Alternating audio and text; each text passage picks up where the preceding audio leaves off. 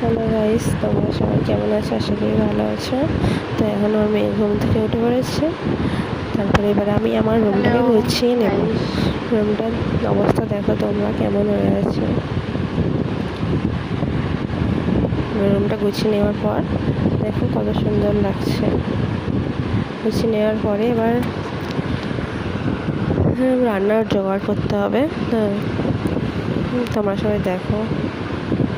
First time করছি, first blog আমার, তোমরা সাপোর্ট করো।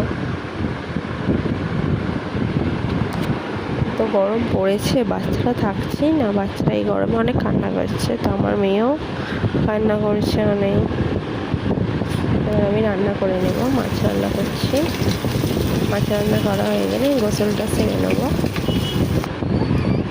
গোসল হয়ে গেছে, এবার কিছু খাওয়া যাক।